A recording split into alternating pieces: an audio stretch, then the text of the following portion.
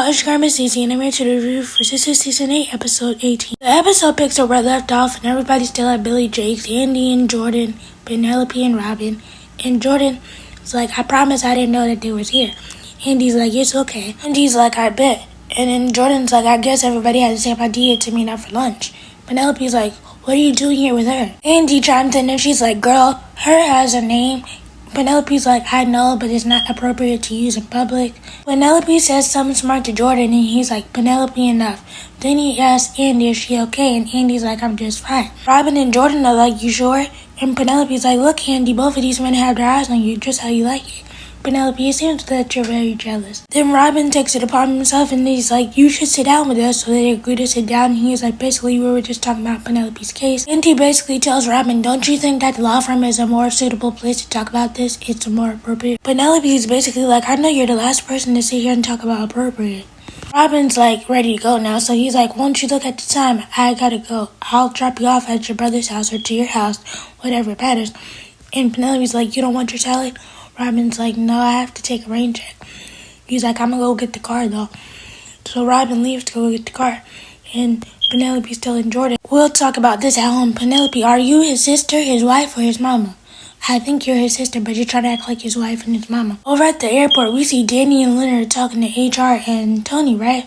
And Tony pulls Danny to the side, and he basically tells her that there's going to be some consequences and repercussions for her actions.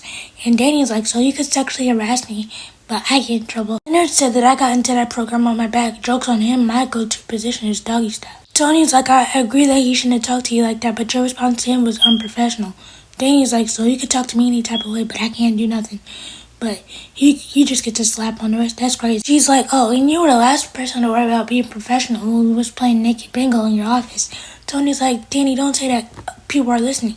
Danny's like, I don't care no more. Danny's like, I can't believe you're blaming me for this situation. Tony's like, I'm not. I wish you would have just thought about what you did before you did it. And could you let your emotions get the best of you? Tony tells her that she could be in serious trouble. And Danny's like, why though? Tony's like, well, you assaulted him in front of witnesses, and one happened to be the HR lady and your boss. Danny's like, I guess you're going to have to decide which position is more important to you. Tony's like, well, I'll try to work something out. And then they go their separate ways. Over at Zach and Fatima and Zach are talking, and Zach is telling her the game plan about what they're going to do when they go over there Hayden and Tamara's. He's talking about fighting them, and Fatima's talking about, I can't do that. Zach is like, why not? That's what we used to do. And it used to be fun. Fatima's like, Zach, did you forget that I'm pregnant? And this man really did forget. I don't know why the writers wrote it like that. But then he starts talking to her belly, apologizing to the baby. He's like, I guess we gotta wait till mommy delivers you. Once you come out, we could put you down and then we could get to business. The conversation goes from Hayden and Tamara to Andy, and Fatima's fighting his skills. Zach is like, when did you and Andy have beef? This is news to me. Fatima's like, we don't. I was just teaching her how to fight because Penelope slapped her. Zach is like, Penelope slapped her? For what? Fatima basically tells Zach that Penelope is blaming everything on Andy. As they're talking, Fatima gets a call from Danny, and Danny basically tells Fatima everything that's going on at work. Now she assaulted Leonard with a cup of coffee, and Fatima's like, I hope nobody saw that. Danny's like, yeah, Tony did, and the HR lady, and now I'm facing consequences. Fatima's like, Tony's your boyfriend, right? He should be able to work something out. Danny's like, that's the thing, he's blaming me. Then Fatima gets off the phone with Danny after she tells Danny to work out. Fatima tells Danny to finish out her work day and just breathe and everything's gonna be okay. So when she gets off the phone with Danny, Fatima tells Zach that he needs to go check on her. Zach is like, what you gonna do? Fatima's like, I'm gonna go to Hayden's house. Zach is like, basically, no, you're not. I'm not about to send you there with two potential murderers knowing that you're carrying my baby. Fatima's like, I know you're not going there because if you go there, you're gonna catch another felony and be in jail for 10 to 20 years. Zach is like, you should be the one to go check on Danny. And Fatima's like, no, I'm going to Hayden's house. I got my gun. I'll be fine. Zach is like, okay, I'll go check on Danny. Over at Karen's, we see Aaron and Karen talking, and Aaron's like, you sure you want to be with me, or this is just because Zach is moving on with his life with Fatima? Karen's like, my feelings for you have nothing to do with Zach. Give me 10 minutes and I'll show you. Karen, who are you trying to convince? Yourself or Aaron? You know you still love that man, and that's why Aaron will always be a second option. Because you know that if you call him at any time of the day, he'll come running. Over at the bank, we see Paige coming to talk to Sabrina, and Paige is coming to talk to Sabrina because she wants to tell Sabrina that her and Maurice are taking a coffee break together. Sabrina's basically like, when did that happen? Paige is like, when I had to defend him against a homophobic customer. Sabrina's basically like, that's surprising. Paige is like, why is that surprising? You thought I was homophobic too. Sabrina's like, basically you did give off the vibes of being a MAGA supporter. That's because of where I grew up. I grew up in the South and my grandma was racist and she was a bigot. Paige is like, but when I moved and I grew up out of there, I realized that I had to change some things. Sabrina's like, that's good for you. Sabrina ain't trying to hear this lady's life story, but Paige is going to tell it anyway. Paige is basically like, Sabrina, can I tell you something? Sabrina's like, if you do tell me, am I going to regret it later? Paige is like, no. Paige is like, I'm sorry for all those microaggressions that I threw at you when you first came back. Sabrina's like, no, they weren't microaggressions. They were loud, disrespectful, and racist. But I bet your Mima will be very proud of those things. Paige is like, I guess I deserved that. Paige is like, basically, can we start over? Sabrina's like, start over. So does this mean that affirmative action is not the reason I got my job?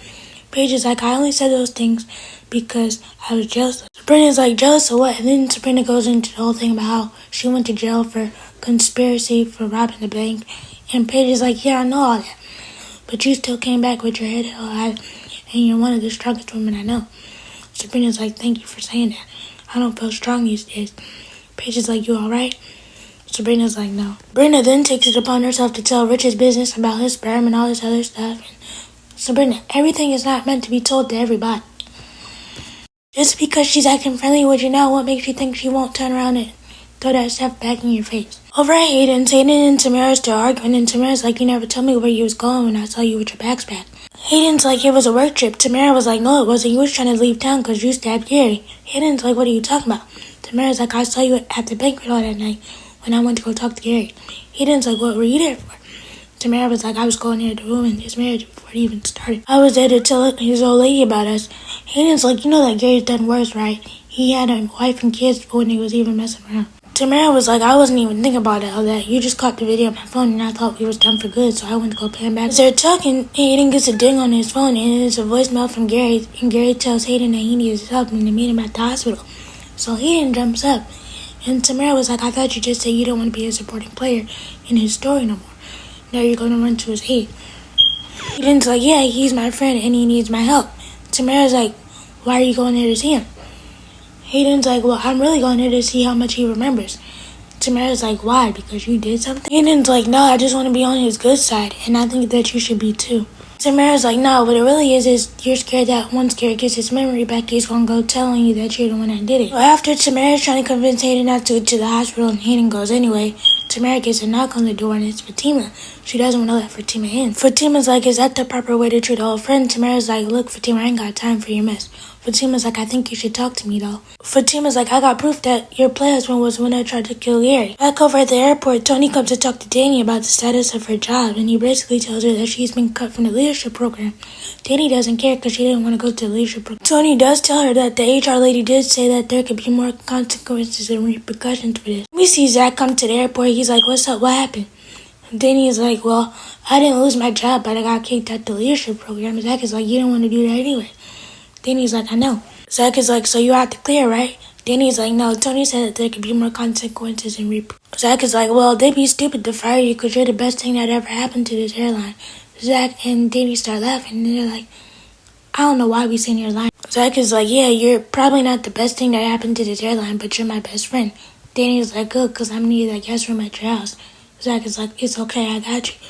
Then Zach gets up to leave. Oh, I forgot to mention that Karen and Aaron did get down to business. I'm like, girl, you're just sleeping with that man so you don't have to face your feelings for Zach, which we already know. Back over at Billy Jake's, Jordan and Andy finally have a conversation, and Jordan's like, you're unbelievable. Andy's like, what are you talking about? Andy's like, you can't even go 5 seconds without a man pining over you.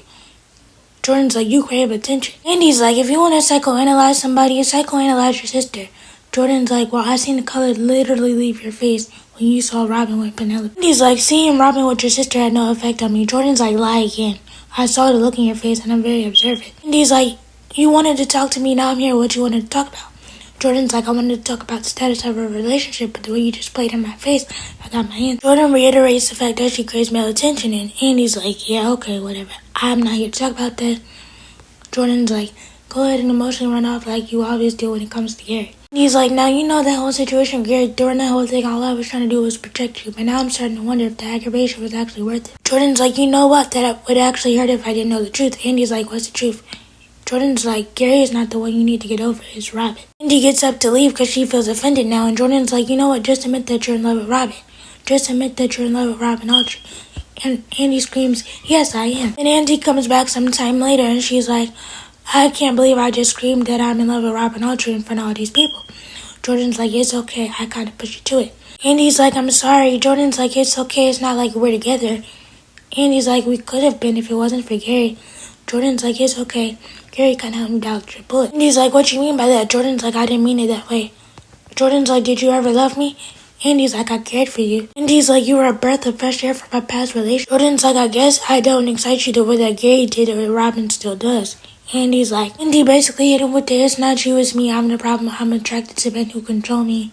Jordan's like, what you mean? You're trying to tell me that perfect Robin controls you? Andy's like, yeah, you tried to use my absence at the firm as a power grab. Jordan's like, I'm finally realizing what it is. We didn't have any internal friction. All our friction was from outsiders. Andy's like, I never intended to hurt you. Jordan's like, it's okay because it still happened anyway. He's like, I love you and I'll never forget you.